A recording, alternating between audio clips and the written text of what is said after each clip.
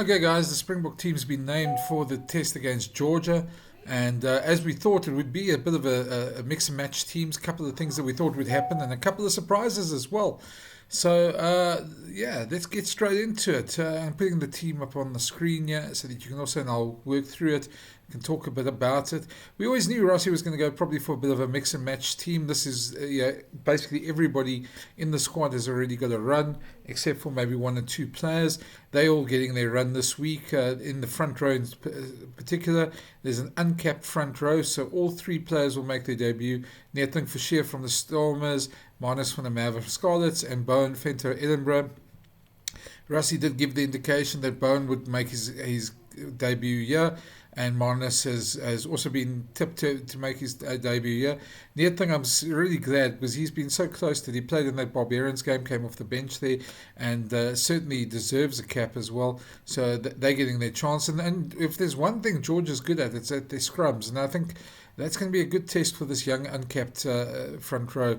Yeah, it's certainly a team that can test you in the scrums, and they quite enjoy the scrums. But I think Don Hemmon might have a couple of tricks up his sleeve, and yeah, it's a good way to blood yourself into a Springbok jersey for that. Other than that, I mean, there's a lot of mix and matching here. This is of course the last chance before the Rugby Championship that Rossi has to have a look at certain players and combinations, and there's some great combinations here. There's a lot of experience in this team. Sia Khaleesi returns as captain, that we were expecting anyway. His 93rd cap and yeah, he'll be a captain as well for this week. He missed the other two games because of a strained Achilles, a tight Achilles as they called it. But yeah, that's probably the next place we have to look at, because if we look at, first of all, that front row very inexperienced, but behind them you've got Eben Etzebeth, straight behind them. No, you can't get more experience than 132 caps, and then Rowan Nokia, who's really growing into the role. He had a great game last week. He had a great 6 tests last year. Certainly grew into the role and surprised a lot of people. Not those of us who know him at the Bulls, but a lot of people were surprised with how well he does. And he's a quiet guy. He's a workhorse. He does his job well. Certainly deserves a spot there, and I think after last week's performance, he really does deserve his spot there as well. Sia's back. Obviously, Peter Steff gives another big performance. Peter Steff doesn't know anything about not giving big performances. So, and then Kobus Visa shifted to 8. Now it's a place he played for the Stormers once or twice. He hasn't played there for the Bulls just yet. They used him mostly at lock, but he's the type of guy who's versatile. He can play at 8, and certainly they're looking at for somebody who can. Use his big ball carrying abilities, and he certainly has that. And he replaces his brother there, Jasper Wiese, who was of course red carded and given the 4-match ban. So that's quite an impressive pack. That's certainly a pack that should have the measure of Georgia and probably deliver some great ball for the backline. Sasha Feinberg Ngomazula comes in at 10. That we were expecting as well. Grant Williams had a sensational game last week, and certainly him and Marnie cooked last week at 9 and 10. So it's good to see Sasha's been given another chance, to grow a bit into the role. And then the backline, so much experience in that backline, and Damon De Lende, who obviously anchors that backline, 88 caps, really a player that's really earned his stripes and one of the most underrated players in the Springbok side. Kanan Moody comes in. Had a great game last week, scored a lovely try, showed his power and pace. And then Curtly Orange on the one wing, they've rested Ches and Colby, and Edwin van der Merwe gets, after 2 tries last week, gets another shot there to maybe to add to that tally. So you've got 2 wingers, both who play with scrum caps, both who are incredibly fast, and Apelele Fassi, who's growing into that 15 role as well. So a bit of mixture of inexperience there, I suppose you could say.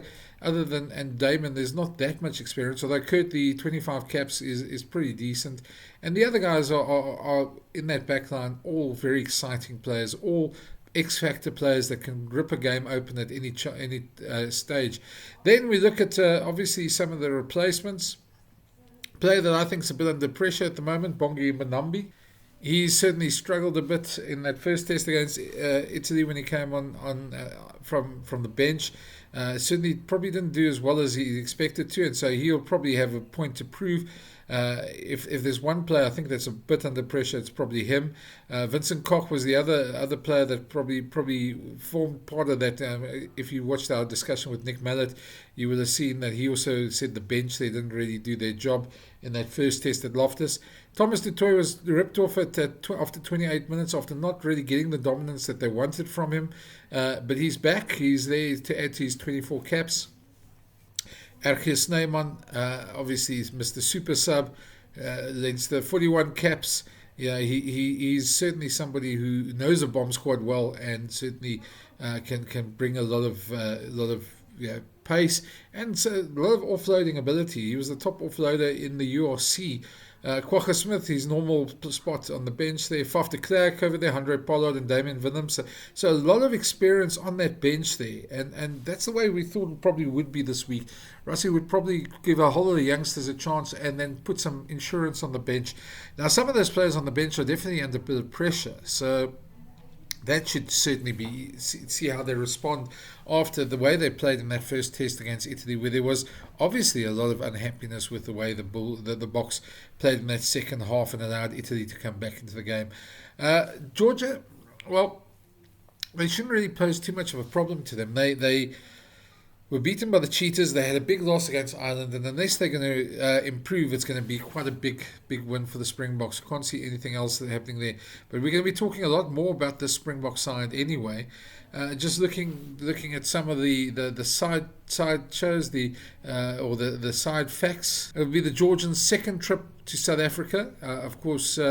Their first meeting was in the pool stages in 2003, where the Springboks won that game 46-19.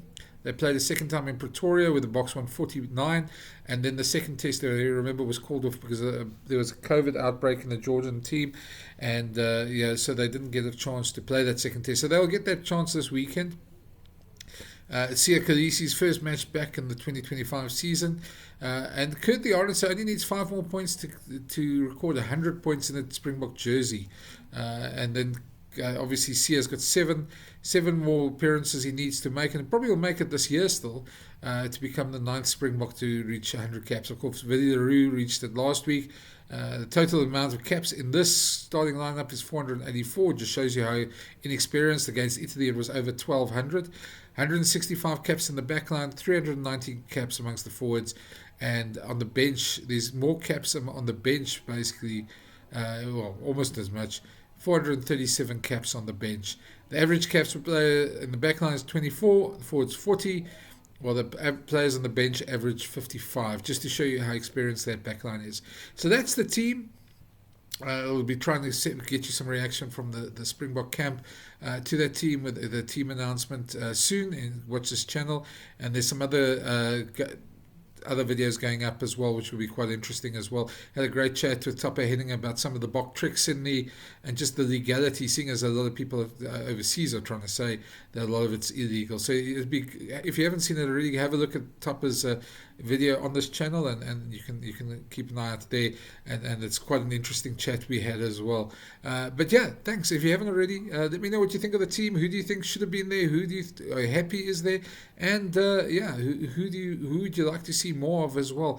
And what do you think of Rassie's selection for this game? It should be quite interesting. I don't expect the Georgians to trouble them that much. Should probably be in the range of the similar victory to the previous ones. But yeah, if you haven't already, please smash that subscribe button, and we'll chat soon. Cheers.